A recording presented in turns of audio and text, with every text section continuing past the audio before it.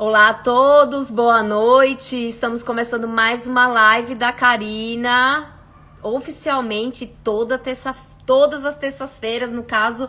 Esse ano tá diferente, né?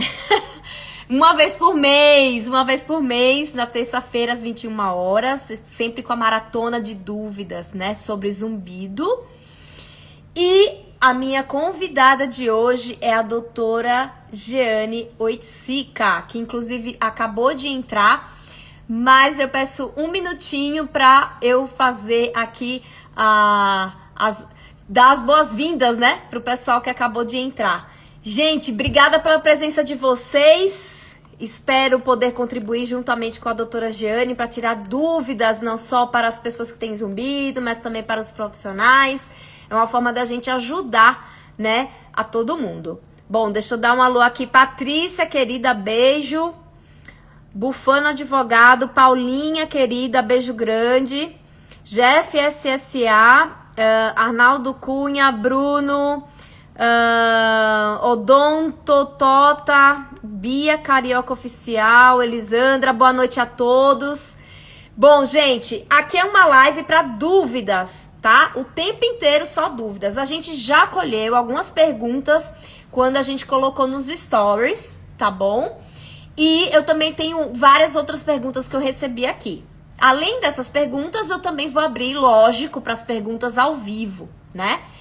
E para quem não me conhece, eu sou a Karina Bezerra Rocha, sou fisioterapeuta, eu trabalho com zumbido há 20 anos. Eu trabalho como pesquisadora, né? Fiz meu mestrado e doutorado aqui na USP, no departamento de otorrino, estudando zumbido, lógico. E também eu faço parte do grupo de pesquisa juntamente com a doutora Jeane, que é a nossa chefe lá no ambulatório de zumbido, aqui do HC.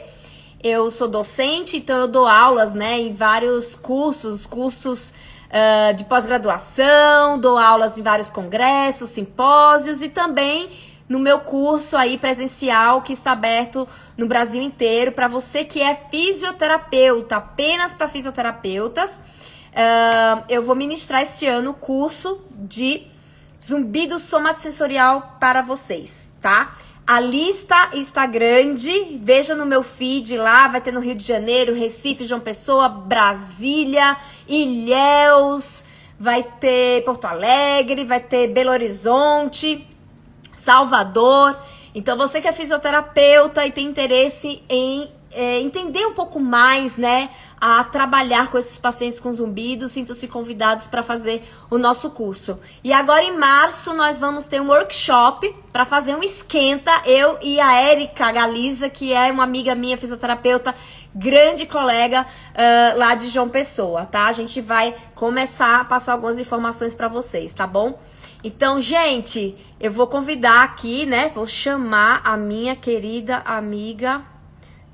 Vamos lá, deixa eu chamar aqui. Já tá aparecendo. Olá, boa noite! Oh, boa noite! Que bom te encontrar aqui de novo. Ano passado eu tive a oportunidade de conversar com você aqui e esse ano não poderia ser diferente. Então, você é a minha segunda convidada do ano. E vamos aí para nossa maratona de dúvidas para poder elucidar, né, as dúvidas das pessoas que têm zumbido e também para os profissionais. Me sinto honrada, feliz por você estar aqui. Você sabe que eu te adoro de coração. E fala um pouquinho de você para que as pessoas saibam da sua formação. Quem é a doutora Jeane? Bom, eu sou médica otorrinolaringologista, eu sou concursada do Hospital das Clínicas da Faculdade de Medicina da USP e lá eu ocupo o cargo de chefe do grupo de pesquisa em zumbido. E a gente já trabalha nesse grupo há muitos anos, né, que é o Grupo PEIS. A gente tem uma equipe multiprofissional que inclui audiologistas, fisioterapeutas, osteopatas, outros otorrinolaringologistas. E o objetivo do grupo é desbravar aí o campo, né, de pesquisa nessa área, ver o que a gente pode oferecer a mais de tratamento para os pacientes, testar novas drogas, testar novas terapias e aprender cada vez mais, né? Porque a gente aprende cá com os nossos pacientes, né? Sim. E com os obstáculos que a gente enfrenta no dia a dia. Uhum. Isso mesmo. Para quem não me conhece, o meu Instagram é doutora Giane Oiticica, tá? Com J, dois N's, quem quiser seguir lá. Perfeito. E também nós temos o grupo do WhatsApp, né, doutora Giane? Sim, na verdade, isso foi iniciativa de uma paciente minha, a Patrícia Braga. Patrícia Braga, não, a Patrícia Alves, desculpa, estou confundindo aqui. E ela que me estimulou e ela que idealizou o grupo, e é um grupo que a gente tem para oferecer a orientação, tirar dúvidas dos pacientes, dar dicas. E quem quiser também está convidado. O DDD é 11, o número é 977241983, tá? É só escrever lá que a gente inclui quem tiver interesse no grupo. Perfeito, gente. É uma grande oportunidade para tirar dúvidas com uma grande especialista em zumbido. Então, vamos começar. Então, como eu falei, eu vou variar um pouquinho aqui. Eu vou ler algumas dúvidas que eu já anotei, que vários seguidores que várias pessoas me mandaram. E também eu vou fazer perguntas que vocês enviarem aqui ao vivo. Beleza? Então, vamos lá. Bom, a Neuza 028 perguntou o seguinte: eu tenho um zumbido intenso quando eu acordo no meio da noite, isto é, de madrugada eu acordo e eu percebo o meu zumbido muito alto. Aí fica difícil de pegar no sono novamente. O que é que vocês aconselham? Olha, isso é uma queixa muito frequente pelo seguinte, Karina. Geralmente, a gente dorme num ambiente silencioso, né? Então, ela tá dormindo, ela acorda de madrugada. Primeira coisa que o sistema auditivo vai fazer é procurar ali os sons ambientes, né? Quer dizer, você estava relaxado, você estava desligado. E como você está no silêncio, o zumbido cresce, né? O zumbido aparece mais. Então, uma coisa que pode ser feita nesses casos e que a gente recomenda para alguns pacientes, é claro, não todos, para os pacientes que têm queixa, para os pacientes que se incomodam, é a questão do enriquecimento sonoro, né? Isso é uma coisa que a gente prega muito para o paciente com zumbido, não ficar no silêncio, não ficar isolado, porque quanto menor esse contraste, quanto maior, perdão, esse contraste, né, de silêncio de fundo, maior essa percepção do zumbido. Então, existem muitas estratégias. Existe gerador de som de mesa, existe travesseiro que tem gerador de som, existe dispositivos e aplicativos que você pode baixar no celular. Então, acho que uma das coisas aí a se pensar é essa coisa do enriquecimento sonoro. Também precisa ver se ela não tem algum problema aí com travesseiro, com colchão, com postura, que possa estar sobrecarregando essa musculatura durante o sono e fazendo com que ela acorde de madrugada com um zumbido pior. Isso é uma outra hipótese, né? Bem interessante. Ou então aquela pessoa assim que está rangendo muitos dentes, Sim. um bruxismo intenso, e essa atividade aí faz o zumbido ficar um pouco mais perceptível, fora o silêncio da madrugada. Tá. E é justamente isso, né, doutora Giane, que às vezes as pessoas acham que o zumbido aumentou muito e é o único caso. E não, é o que a doutora Giane falou, esse contraste aí, é como se fosse uma vela que a gente põe no escuro, e a vela junto com nesse ambiente totalmente escuro, lógico que a vela vai ficar mais perceptível. É a mesma coisa do zumbido num ambiente totalmente silencioso, que é a madrugada aí, quando a gente está dormindo. Quando não tem ventilador, óbvio, nem ar-condicionado, né? Sim, essa é uma outra estratégia, né? O paciente pode botar, por exemplo, uma fonte sonora, tipo uma fonte de água, ou um ventilador, ou o próprio ar-condicionado. Aquele ruído de fundo vai competir com o zumbido. A ideia não é mascarar o zumbido, a ideia é que o cérebro perceba que tem outros sons ali naquele quarto, naquele ambiente, né? para Uhum. diminuir esse tamanho, essa percepção do zumbido aí na madrugada. Mas você lembrou muito bem essa coisa do ranger de dentes, do apertar de dentes. É uma coisa que a gente vê muito entre os pacientes com zumbido e pode ser uma das causas que a gente tem que aventar nesse caso. Uhum. Perfeito, muito bom. Próxima pergunta. Tá. Ter dificuldade para dormir porque eu tenho sensibilidade a sons, qualquer sonzinhos ambientais, o que vem da rua. Isso seria uma hiperacusia ou uma misofonia?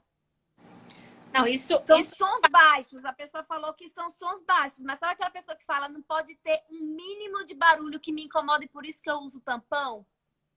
eu já tive paciente assim, né? Inclusive, eu tô com a paciente assim no consultório que ela vai mudar, porque assim, ela já botou janela anti-ruído na casa inteira, no apartamento inteiro, e ela se incomoda com os cachorros da vizinha, ou a pessoa se incomoda com o trânsito da rua, né? Ou não sei. Mas pelo que você está falando, me parece mais uma sensibilidade a sons, me parece mais uma hiperacusia, né? Uma intolerância. E aí a gente tem que pensar em algumas hipóteses mesmo, né? Será que esse paciente desenvolveu essa hiperacusia por conta da pandemia, porque ficou muito no silêncio, ou porque trabalha com fone o dia todo, né? Ou de repente porque ela tem uma doença metabólica que favorece a isso, ou tem uma alça vascular, o que será que está acontecendo, né? Mas pelo que você está falando, parece ser mesmo uma sensibilidade a sons. Tá. E no caso, doutora Giane, ela usando o tampão, primeira coisa, o tampão é recomendado, sim ou não, para essas situações de dormir? E segundo, não usar o tampão é o recomendado, não usem. E o que que faz? É estímulo sonoro, enriquecimento sonoro para essa pessoa? Olha, uma das estratégias, bem, primeiro falando do tampão, né? O tampão vai piorar, né? Porque na hora que ela tampona, ela aumenta ainda mais essa sensibilidade. Então, ela tem que, aos pouquinhos... O que é a hiperacusia, sensibilidade a sons? É um aumento do ganho central, né? Então, a via fica congestionada, ela tem desconforto para sons que a maioria das pessoas não tem. Então, ela está com ganho central aumentado. A gente tem que diminuir isso. E a gente trata isso com estímulo sonoro. Uma das estratégias é a terapia sonora, né? Agora, tem que ser uma terapia sonora que seja aplicada aos pouquinhos, senão a pessoa realmente não suporta, né? Então, uma das estratégias que eu oriento, por exemplo, se a pessoa trabalha em home office e usa fone, então eu peço para tirar o fone e fazer a coisa sem o fone, para não tamponar o ouvido muitas horas por dia. Porque quanto mais tampona, pior fica. Quanto mais você se isola, pior a severidade do sintoma, né? Essa pessoa vai ficando cada vez mais antissocial, né? E Uhum. resistente aos sons. Então, o tratamento é mesmo com terapia sonora. A gente usa medicamento também em alguns casos, ou associa a terapia sonora com medicamento. Vai depender da gravidade e da severidade. Eu já tive, assim, casos em que o paciente não aguentava sair de casa e tive casos leves. Então, o tratamento vai variar caso a caso, se é uma hiperacusia leve, moderada ou severa. Lembrando, né, doutora Giane, a diferença, aí já que ela perguntou se era uma hiperacusia ou misofonia, a hiperacusia que parece que tem o volume do cérebro tá no máximo, né? Então, é aquela pessoa que tem a sensibilidade a sons do dia a dia. E a misofonia seria sons baixos, repetitivos, como pessoas respirando, gente abrindo pacotinho de bala, né? Eu já tive pacientes que se queixava tanto da misofonia que disse: olha, eu parei de ir ao cinema, porque se alguém abrisse um pacotinho de bala ou comesse uma pipoca do meu lado, eu queria matar a pessoa. Eles usam muito essa expressão, né? Sim, a misofonia é a aversão, né? Então, por exemplo, eu não sei nem se eu podia falar isso aqui, mas Eu já tive misofonia com roer de unha de um companheiro meu. Então a gente Nossa. saía, ele ia dirigindo e roendo a unha e aquilo me dava uma aversão. A aversão é você não suportar, é você ter vontade assim de eu tenho que sair daqui. Né? É um pouco diferente da hiperacusia. A hiperacusia é o desconforto, né? É a Uhum. dor, é o incômodo. A misofonia é Sim. a aversão. Você Uhum. tem desespero, tem raiva, tem vontade de matar. É meio que É mais diferente, é bem diferente. extremado. É. Bom, tem uma segunda pergunta da Euquesliane Kelane. Tenho disfunção temporomandibular. Para quem não sabe, a ATM é essa articulação temporomandibular aqui. A disfunção temporomandibular seria nessa articulação aqui da mandíbula, tá bom? Eu tenho disfunção temporomandibular, zumbido, estalos e ouvido tapado. O que fazer para melhorar?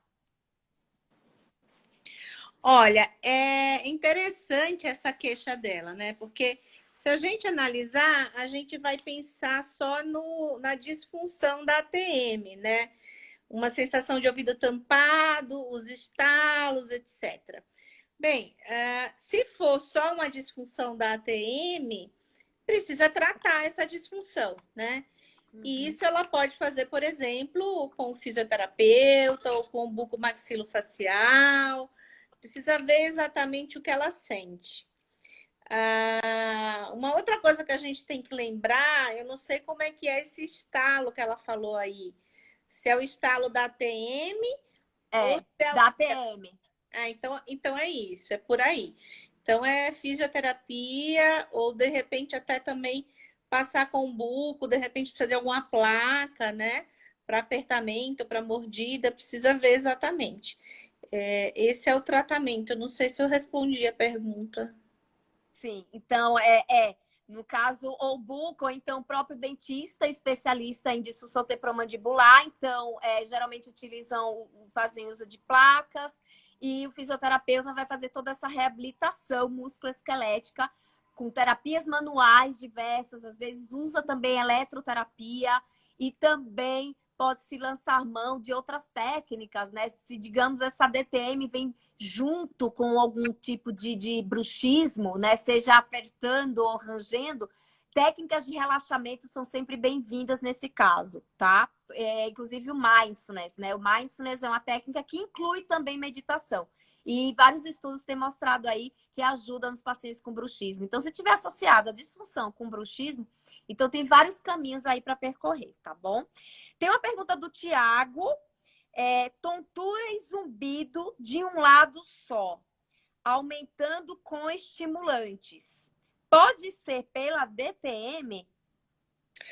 Então, pela história que ele conta, olha só, zumbido de um lado só. Zumbido de um lado só pode ser de origem somatosensorial, né? E aí não é só muscular, pode ser articular, pode ser dos ligamentos, tendões, dessas estruturas aí em volta do ouvido. Agora ele fala que piora com estimulante. Então, isso daí sinaliza que ele deve ter mais de uma causa para o zumbido, né? O que são os estimulantes? Estimulante é cafeína, são as xantinas, né? Coca-Cola, chá preto, chá mate. Então, provavelmente, ele deve ter mais de um fator aí para esse zumbido. Mas isso a gente só descobre quando passa em consulta com o otorrino, porque ele vai minuciosamente detalhar essa história e vai avaliar o paciente. E ele tem como testar, o otorrino tem como testar na hora, né? Se essa musculatura da cabeça e pescoço está influenciando nesse zumbido. Então, pelo que ele conta, eu acho que ele deve ter mais de um fator, causa ou etiologia para o zumbido, mas para a gente ter certeza aí, realmente teria que conversar com ele e examiná-lo. Tá. Tem um comentário aqui que eu acho importante eu falar, a doutora Cláudia F. Santos. Ela falou assim: o profissional qualificado é o dentista especialista em DTM, né? Que foi o que eu falei. E, em último caso, o bucomaxilo. Por que que a gente citou o bucomaxilo, doutora Cláudia? Porque já aconteceu muitas vezes de eu atender pacientes que moram em determinadas regiões e que eles falam, não encontro um dentista especialista em ATM, eu só conheço um bucomaxilo. O que que eu faço? Então, eu acho que é melhor do que, por exemplo, esse paciente não ter nenhum tipo de avaliação, tá bom? Foi nesse sentido. Ô, Karine, só uma coisa, mas o bucomaxilo, ele é um dentista. Então, é porque o bucomaxilo, ele é cirurgião. Ah, Então, entendeu? Ele faz toda essa parte da cirurgia, mas ele consegue identificar se a pessoa tem uma disfunção temporomandibular. E muitos pacientes meus, dependendo da região, eles falam: olha, eu não consigo achar um dentista especialista em ATM, que seria o caso mais indicado. Né? perfeito. Eu, por exemplo, eu nunca indico buco aqui em São Paulo, eu indico o especialista em ATM, né? Em disfunção temporomandibular. Mas tem pacientes meus que comentam, não consigo encontrar, não consigo encontrar. Eu falei, olha, realmente é melhor do que não ir para nenhum deles, né?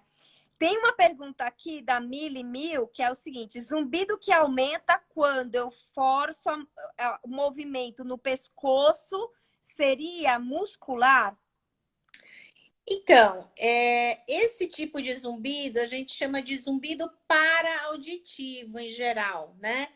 Porque pelo que ela está falando, ela consegue mudar o zumbido aí quando ela faz umas manobras de pescoço, algum tipo de movimento.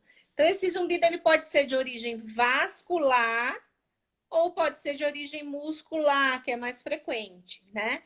Então, a gente chama de para-auditivo porque ele pode até ter uma origem auditiva, mas ali ele está sendo influenciado por vias que estão fora da via auditiva, né? Ou vascular ou muscular. Por isso que é importante a consulta, porque o otorrino vai perguntar: olha, imita para mim seu zumbido, como é que é, né? Então, assim, dependendo de se for um ou se for uma coisa contínua, então dependendo dessa caracterização e desse detalhamento, fatores de piora, fatores de melhora, fatores desencadeantes, a gente vai conseguir aí direcionar a linha de raciocínio. Exatamente. E lembrando que tem o zumbido somatosensorial, que seria por essa via muscular, e tem aquele zumbido somatosensorial pulsátil, né? Que é a síndrome do zumbido somatosensorial pulsátil, que foi descrito pelo Levine e que acontece muitas vezes. E esse tipo de zumbido tem um prognóstico tão bom, é impressionante como eles melhoram rápido, pelo menos pela minha prática clínica. Então, pacientes que têm um zumbido pulsátil é detectado através de testes específicos que a gente faz e a gente vê que é muscular, que tem origem muscular, eles têm uma resposta muito boa. Lembrando que nesse tipo de síndrome deve-se descartar todo tipo de condição que a gente chama de red flags, né? Que são situações que podem realmente ser um pouquinho mais cuidadosas. Então, o otorrino ele tem que fazer uma investigação bem minuciosa, né, doutora Giane, para depois a gente pensar no muscular, né? Porque assim, classicamente, o zumbido pulsátil pode ser uma malformação arteriovascular, um vaso tortuoso, uma artéria, né? Ou uma veia aí que tá fazendo um caminho mais tortuoso. A gente precisa fazer toda essa investigação através de exames complementares. Existem também as causas metabólicas para o zumbido pulsátil, que a gente sabe, né? Hipertireoidismo, por exemplo, anemia. Existe a hipertensão intracraniana benigna, que também é uma causa de zumbido pulsátil. Mas quando o médico faz uma avaliação exaustiva e não encontra nada, esse zumbido pulsátil pode sim ser de origem muscular. Isso é uma coisa que a gente vê e que trata, e como você falou. Perfeito. Vamos agora um pouquinho aqui para o pessoal ao vivo. Rander Souto.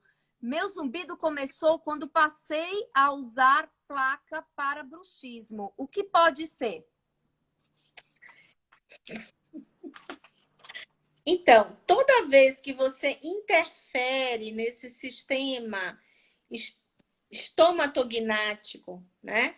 Nessa fisiologia da arcada, você pode ter um zumbido ou você pode ter uma piora do zumbido. Então, se você faz uma correção ortodôntica, muitos pacientes referem que o zumbido começou depois que foi extrair o dente do siso, ou depois que quebrou e fez uma obturação. Por quê? Porque essas estruturas, essa musculatura, os dentes, a inervação, todo esse sistema aqui é inervado pelo quinto nervo craniano, que é o trigêmeo. E a gente sabe que o trigêmeo ele faz conexão com o nervo auditivo. Na verdade, não com o nervo em si, mas no núcleo coclear, que é o núcleo que conduz o som e que está lá no bulbo, né? Então, essas vias, elas se cruzam, elas se comunicam. Então, uma coisa pode influenciar a outra, né? Não são caixinhas separadas, são caixinhas que se comunicam, né? Por isso que tem que ter cuidado mesmo, porque você pode tanto desencadear como piorar. Sim. E lembrando também que isso não quer dizer que haja uma causalidade. Às vezes tem coincidências, né, doutora Jane? Às vezes coincidiu da época que você pôs a placa, de repente você, sei lá, vamos pensar aqui, começou a abusar de doce. E aí acabou apresentando o zumbido, mas não necessariamente foi pela placa. Entendeu? Então a gente aprende muito isso em metodologia científica, que a gente tem que entender, às vezes, o que é causalidade e o que é realmente uma coincidência. A Alessandra Rodrigues Lopes pergunta aqui: tenho pontos gatilho, muitas dores na nuca, dores de cabeça e agora eu tenho um zumbido. O que é que você comentaria, doutora Giane, para ela? Eu comentaria que a gente tá cheio de zumbido somatosensorial hoje. Muito. Então, Bastante. os pontos gatilhos são nós, né? Que a gente tem no músculo, né? E esses nós são pontos de contração máxima dentro do músculo, em que os sarcômeros, que são as estruturas que estão lá no músculo, eles estão mais encurtados do que nunca, né? Então, essas regiões são regiões pouco vascularizadas, pouco oxigenadas, né? E que sinalizam dor. Eu não sei se ela referiu dor, ela falou dor de cabeça. Dor na nuca e dor de na cabeça. nuca. Então, precisa desfazer esses pontos, muitas vezes, e isso acaba melhorando, aliviando, ou até resolvendo o zumbido. Depende, né? Depende do quê? Essa é a única causa, ou será que ela tem outros fatores? A gente nota que quando o zumbido é de origem somatosensorial pura, sem mais nada, você trata, o zumbido resolve, né? Ele só melhora e não resolve quando você tem outros fatores aí associados que você precisa corrigir. Sim, e também lembrando que a pesquisa que eu fiz lá na USP mostrou que quase uma pessoa com zumbido, ela tem quase 4 vezes chances maior de ter zumbido do que uma pessoa que não tem ponto gatilho. Então, existe, a gente chama de correlação, tá? Então, realmente, o ponto gatilho, ele estaria relacionado com a queixa do zumbido. Eu vou voltar um pouquinho aqui de novo para as perguntas aqui do papel, tá? Depois eu volto aí para as perguntas ao vivo. Toda perda, a pergunta é da Marielle Faria, que uma vez passada ela mandou essa pergunta. Toda perda auditiva na audiometria digamos assim, é possível de justificar um zumbido ou tem que ser uma perda importante, uma perda profunda ou severa, uma perda moderada? Ou uma perda leve já justifica um zumbido? Doutora Jeane? Oi, doutora.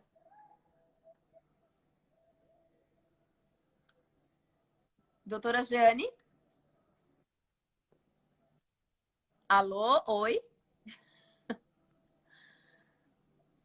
Então, gente, enquanto ela não aparece, eu vou respondendo aqui as perguntas. Jeane?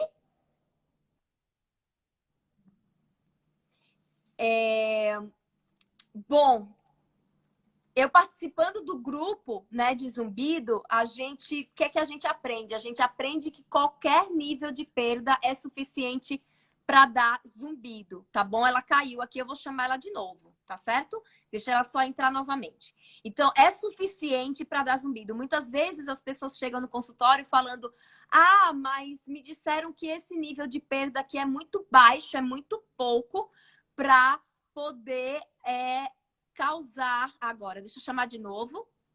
Pronto, ela caiu. Vou chamar novamente, tá bom? Vamos ver se ela entra. Bom, gente. Ah, entrou. Fui eu que saí ou foi você que saiu? Não, você que caiu. Ah, meu Deus, que vergonha. Desculpa Imagina, acontece. Vamos que vamos, ó.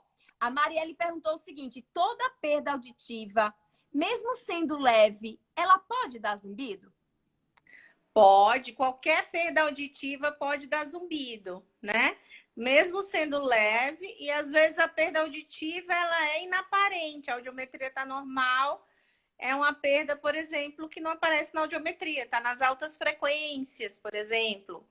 Ou então o paciente tem tudo normal, mas pode ter uma perda nas autoemissões e a audiometria está normal, né?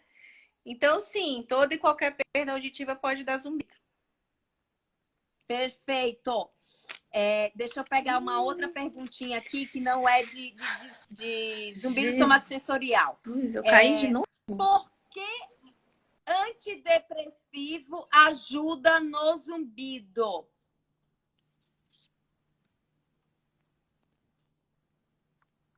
Jeane?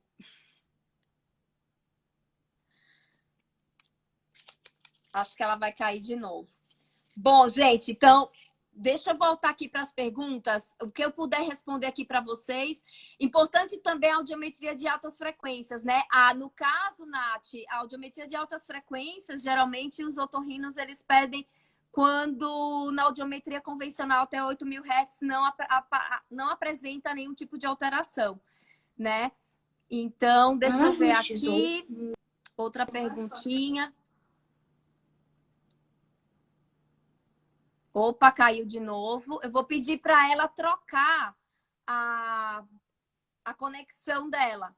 Eu vou pedir para colocar no Wi-Fi, ou então, deixa eu chamar aqui de novo. Chamei de novo, tá, gente? Só um minutinho. Vamos ver se ela entra.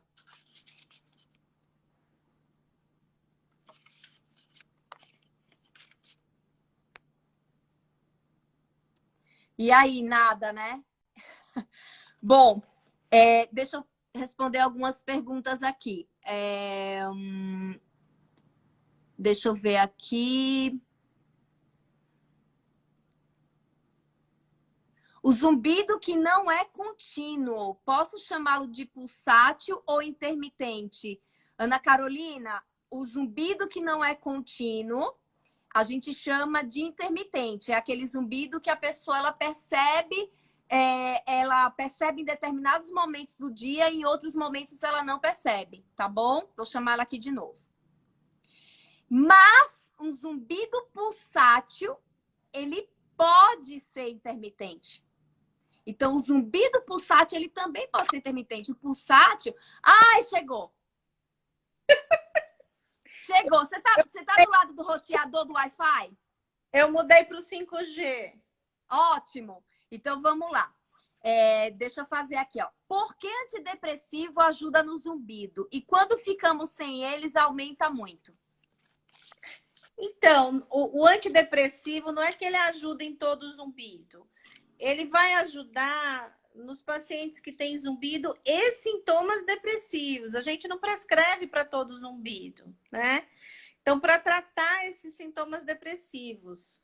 Por quê? Porque o zumbido, na verdade, é aquilo que a gente fala, a gente não ouve com o ouvido, a gente ouve com o cérebro, né? Então, o som entra aqui, mas a gente vai decodificar se é o barulho da TV, se é a campainha, se é a voz do meu esposo. Como? Pelo cérebro, né? É o cérebro, decodificação.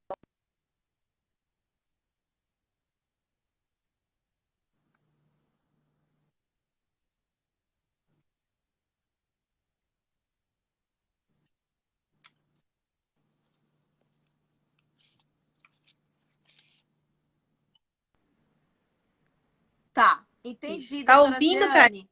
Vou para a próxima pergunta. Tá travando um pouquinho, mas vamos lá, vamos ver se a gente consegue. O que você poderia falar sobre a pergunta da Ana Rita Capella? O que você poderia falar sobre estimulação magnética transcraniana? Olha, eu não tenho experiência com estimulação magnética transcraniana, tá? A gente teve um estudo lá no Hospital das Clínicas, que quem conduziu foi a doutora Tanigan Sanches, com a aluna de doutorado, a Renata Marcondes. Elas tiveram algum benefício, mas eu não saberia dizer o quanto isso aí foi clinicamente significante. Na rotina, eu não encaminho e eu não tenho experiência clínica, então não posso falar. Tá. Eu dei uma olhada nos últimos estudos, que foram as revisões sistemáticas sobre a estimulação magnética, e realmente ainda não foi batido o martelo. Tem revisões sistemáticas que falam que sim, e outras que falam que não tem tanta recomendação.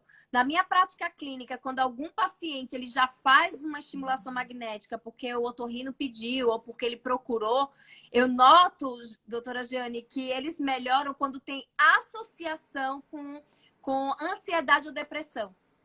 Isso é o que eu observo. Eles falam que melhoram quando tem essa associação. Pelo menos é o que eu observo na prática clínica. Próxima pergunta aqui do papel, depois eu vou passar aqui para o ao vivo. Tive Covid, o zumbido aumentou e fiquei com tontura. Qual a relação e se vai melhorar?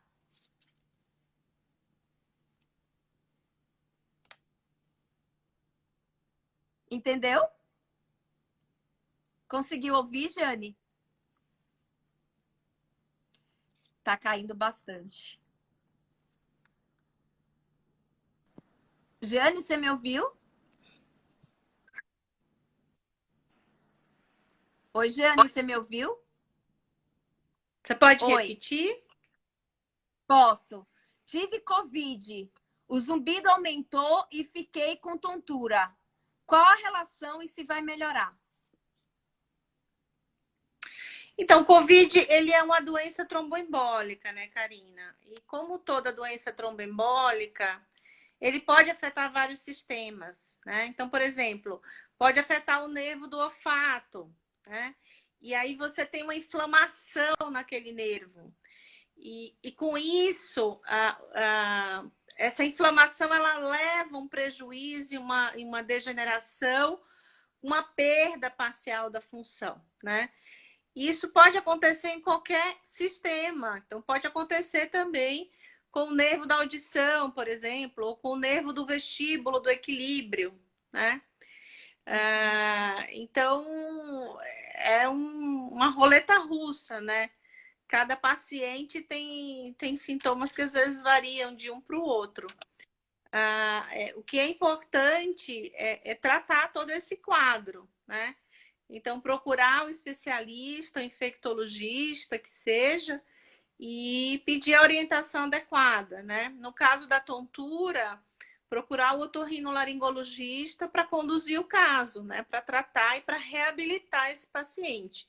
Quer seja com medicamento, quer seja com reabilitação vestibular. Uhum, perfeito. Tem uma outra pergunta aqui. Problemas no estômago, tipo refluxo, pode dar zumbido?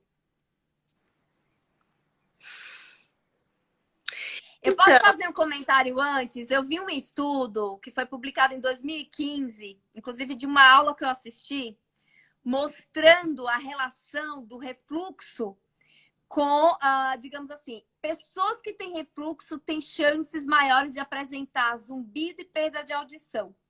Essa foi a conclusão desse estudo aí que eu vi numa aula, e esse estudo é de 2015. O que você fala, doutora Giane, sobre isso? Bom, eu acho o seguinte, quando o paciente chega para mim e fala que tem azia, queimação, pigarro, refluxo, a primeira coisa que eu penso é como que é o sistema digestivo desse paciente. Será que ele tem intolerância à lactose, né? Será que esse microbioma intestinal dele tá ok, né? Então, eu acho sim que existe relação. Eu só não saberia dizer se a relação direta é a acidez que sobe, que agride. Eu raciocinaria mais em termos de flora, em termos de intestino, né? Que a gente tem visto muito isso, essa questão do intestino, a importância do intestino no funcionamento global do corpo. Então, assim, 90% da serotonina do nosso corpo é produzida no intestino.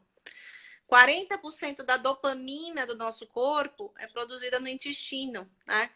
Então, se esse paciente tem refluxo, provavelmente ele tem alguma intolerância ou algum distúrbio digestivo, seja intolerância a glúten, intolerância à lactose, precisa investigar direito tudo isso, né? E eu acho sim que tem relação, tá? Mas precisa detalhar melhor isso. Tá.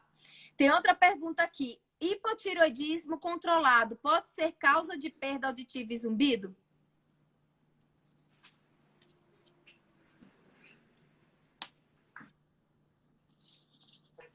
Oi? Você tá me ouvindo bem? Ouviu? Tá me ouvindo bem? Ouvi. Agora tô. Hipotireoidismo, é isso? Agora tô. Hipotireoidismo, é isso? Hipotireoidismo controlado pode ser causa de perda auditiva e zumbido? Olha, se tá controlado, não deveria, né, Karina? A gente sabe que as disfunções de tireoide podem dar perda auditiva, podem dar zumbido, podem dar tontura. Mas se tá controlado, eu pensaria em alguma outra coisa, tá? Eu só queria voltar, porque eu acho que eu falhei naquela pergunta lá do antidepressivo, né? Que ela perguntou do antidepressivo que a gente usa para zumbido e como é que funciona.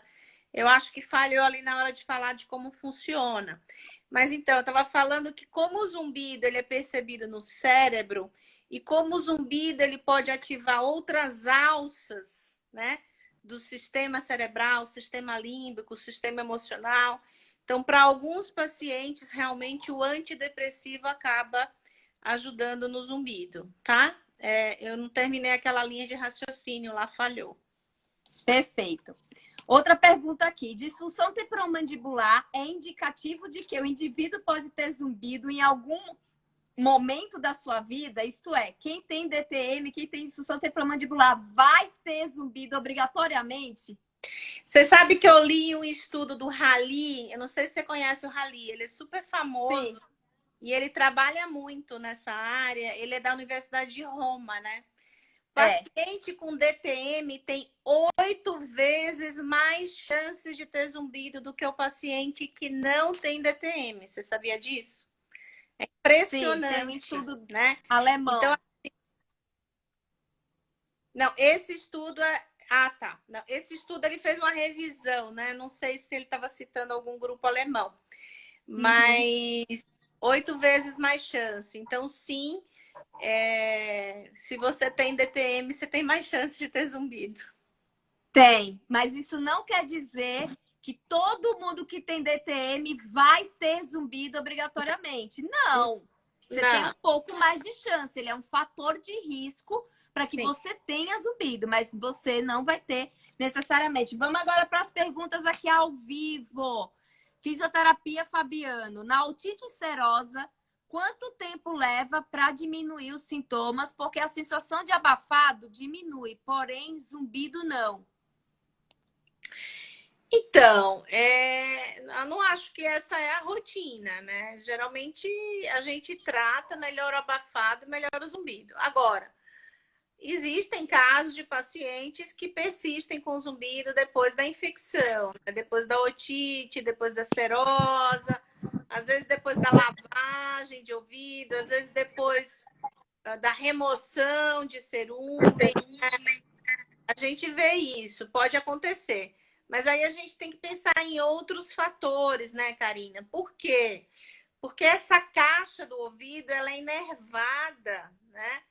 E você pode, de repente, isso aí pode ser gatilho, né, para alguma coisa, né? Então, de repente, esse zumbido persistiu porque você teve ativação aí de outras vias que estão conectadas com a via auditiva. ou toxinas dessa infecção, dessa otite ou dessa serosa, elas podem, de repente, penetrar na orelha interna e agredir algumas das células ali da audição. Precisa investigar direito para entender o que está acontecendo. Tá. A Solange Ribeiros, ela fez uma afirmação, falando quem tem zumbido vai, quem tem bruxismo vai ter zumbido. Deus. Fui eu ou ela não que caiu? Quem caiu? Não, o bruxismo não necessariamente vai dar zumbido, tá bom? Ele é apenas um fator de risco, tá? Mas não quer dizer que a pessoa vai ter zumbido por causa disso. A Eliane Chaves perguntou: nódulos na tireoide pode causar zumbido? Então, só o nódulo causar zumbido? Depende. Ela tem um nódulo e ela tem hipotireoidismo. Esse nódulo ele vem junto com o aumento dos anticorpos, antitireoglobulina, antiperoxidase. Precisa ver se ela tem disfunção do metabolismo da tireoide associada ou não a esse nódulo, né? O nódulo por si só não é isso que vai dar o zumbido, né? Ou se de repente ele é grande, ele é imenso, né? E aí tá comprimindo algum nervo do pescoço, etc. Precisa entender direitinho o que está acontecendo. Então, exames de sangue são importantes para a gente fazer o raciocínio clínico nesse caso. Perfeito. Deixa eu ver mais aqui.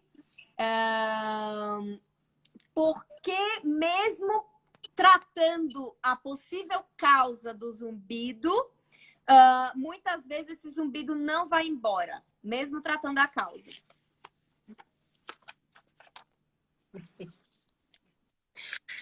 Bom, eu sou uma pessoa um pouco mais pragmática, tá?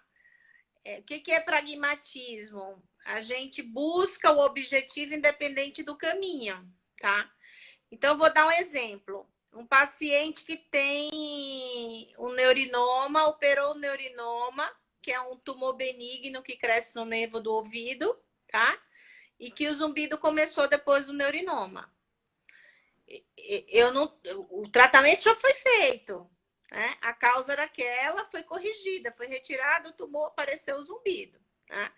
Então, nesses casos, eu vou tratar o quê? Eu não tenho como tratar a causa, porque a causa já foi corrigida, né? Eu vou tratar os achados associados, né? Então, esse zumbido interfere no sono, então eu vou tratar a insônia. Esse zumbido interfere na atenção, na concentração, né? Dá para reabilitar o ouvido desse paciente, por exemplo, né?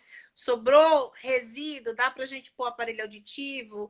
Então, assim, eu vou trabalhar com os outros recursos, porque quando não dá para a gente tratar a causa, a gente tem como tratar de outras formas. Eu vou tentar outros meios de ajudar esse paciente para aliviar o zumbido e para diminuir a percepção do zumbido. Você mesmo falou aí de mindfulness, né? A gente tem tantas estratégias aí que a gente tem, terapia cognitiva comportamental. Então, assim, o que não falta, e que eu acho que todo mundo que está ouvindo precisa mesmo, é a opção de tratamento, tá? Isso a gente tem bastante. A Mandi Bittencourt está perguntando aqui: poderiam falar sobre zumbido que se inicia após o paciente iniciar hemodiálise?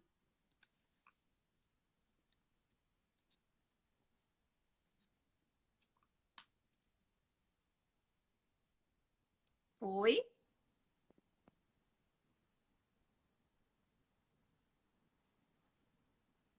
Caiu um pouquinho. Deixa eu ver. Enquanto ela retorna, deixa eu ver aqui algumas perguntas. A gente já está finalizando, mas deixa eu dar uma olhadinha aqui. Teve uma pergunta interessante que foi: na disfunção temporomandibular, existe algum tipo específico de zumbido que a gente possa identificar se é pela disfunção? Olha só, em relação a essa pergunta, o que a literatura mostra é que, na maioria das vezes, O zumbido, tem um som tonal, isto é, um som do tipo apito, por exemplo, é diferente de um som do tipo chiado. Esses são mais comuns de ser apresentados nas disfunções temporomandibulares. E tem um estudo também que foi feito na Suécia recentemente, que mostrou que também os zumbidos pulsáteis também pode ter relação com as disfunções temporomandibulares. Tá bom? Doutora Giane, você ouviu a nossa pergunta? Não, Karina, eu peço desculpas que hoje eu não consegui ir para o consultório, porque como a live era às 9 da noite, lá o sinal é melhor. Aqui em casa eu acabei de descobrir que não dá para fazer live. Ó, poderiam falar sobre zumbido que se inicia após o paciente ter iniciado a hemodiálise? Ih, meu Deus.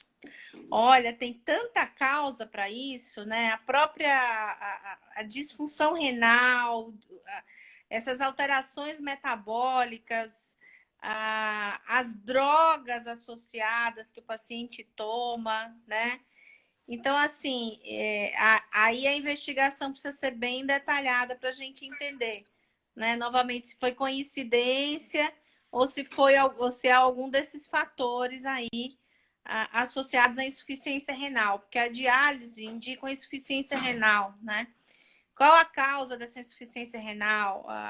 Então, assim, é complicado. Aí tem que investigar direitinho o que está acontecendo com esse paciente, porque são vários fatores aí que podem influenciar, né?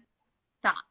A pergunta da Solange Ribeiros. Dietas longas pode causar zumbido? Eu não entendi muito bem o que seria uma dieta longa. Você saberia dizer o Talvez que é uma ela fique dieta muito longa? tempo em jejum, ou talvez ela. É isso que eu pensei. Será que em jejum ou a dieta, assim, a dieta por muito Será tempo, que ela está cortando... Será que ela está falando daquele jejum intermitente, que ela fica muito tempo em jejum sem se alimentar? Sim, Vamos, pode dar vamos, zumbido. vamos falar sobre isso, então. Porque esse tipo de dieta, o que acontece? Você fica muito tempo sem se alimentar, né? Aí varia de 16 horas, 14 horas, tem gente que faz 17 horas sem se alimentar, né? E a gente sabe que o jejum é uma causa importante de zumbido, né? Porque acaba baixando muito os níveis de açúcar no sangue. Isso vai influenciar tanto o órgão periférico, o ouvido, né?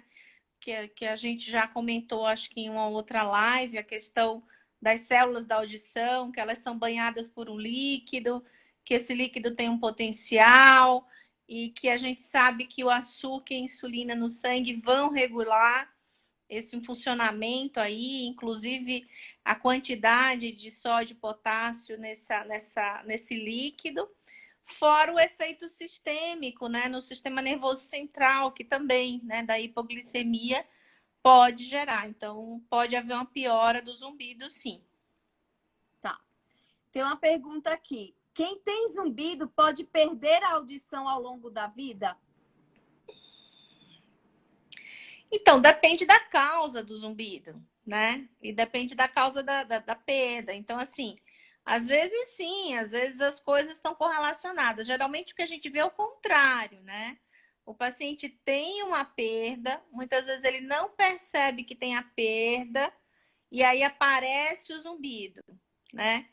Eu atendi até essa semana no consultório uma paciente que tinha zumbido, de repente o zumbido piorou, foi refazer a áudio, ela tinha piorado a audição. Quer dizer, ela percebeu a piora do zumbido, mas não percebeu a piora da audição, né? Porque o outro ouvido é bom. Então, ela não se deu conta, né? Então, assim, pode haver associação entre as duas coisas, vai depender aí da causa da etiologia, por exemplo, tá?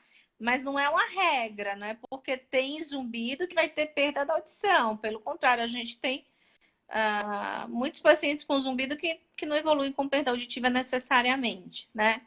Aí vai depender. Tá ótimo.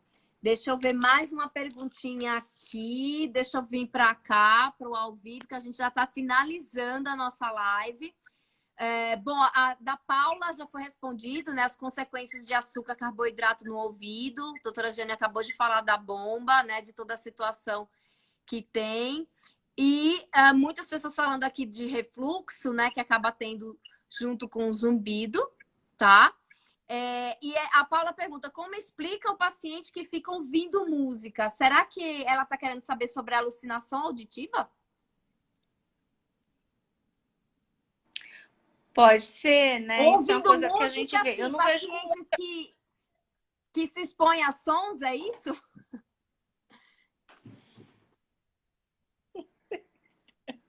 Ó, Não como sei, explica cara. Então, paciente que fica assim, ouvindo música? Então pode ser a exposição sonora, deve ser isso? Não entendi muito bem a pergunta. Deixa eu ver aqui eu a acho que última pergunta.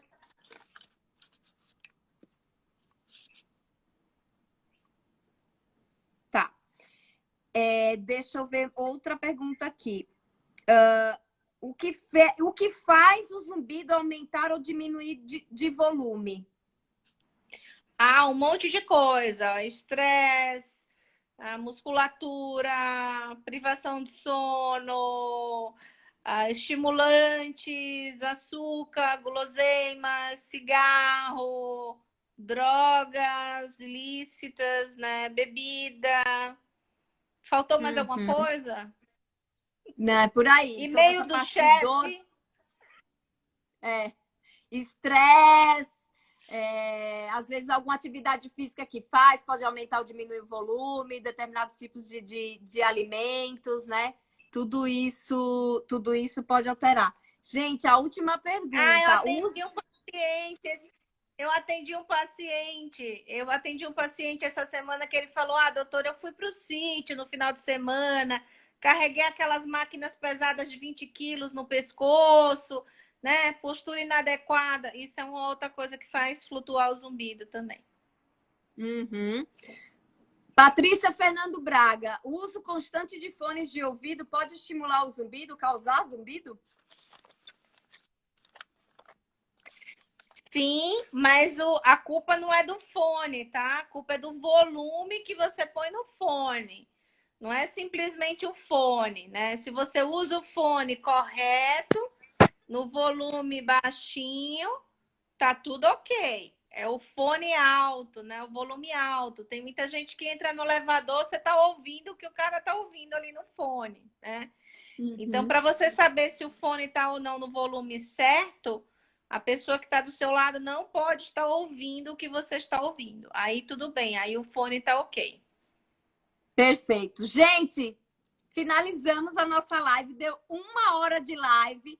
Gostaria de agradecer muito a minha amiga querida doutora Jeane. Obrigada mesmo por suas respostas, por a sua contribuição. E gostaria também de agradecer aos seguidores, todo mundo que participou, que perguntou, que está aqui querendo aprender um pouco mais, entender um pouco mais sobre o sintoma, tá bom? Gente, amanhã nós vamos ter uma live com a doutora Gisele Munhões, fonoaudióloga. Amanhã vai ser o Dia Mundial da Audição. Nós vamos conversar também sobre perda de audição, como prevenir perda auditiva. Vamos falar sobre aparelhos auditivos, tá bom? Então é mais uma oportunidade aí, uma live extra amanhã para vocês, tá bom? Conto com a presença de todos, podem enviar perguntas também, tá bom? Beijo grande. Então, no próximo mês, vamos ter nova maratona de dúvidas aí com um novo participante, um novo profissional otorrino, especialista em zumbido, tá bom? Boa semana a todos, um beijo grande para vocês e obrigada, doutora Jeane, beijo grande. Obrigada, desculpa aí a falta de internet. Imagina, acontece, é internet, faz parte, fica tranquila. Tá Beijo bom. grande. Tchau, tchau. Beijo, tchau. Obrigada, Karina, pelo convite. Imagina, tchau, tchau.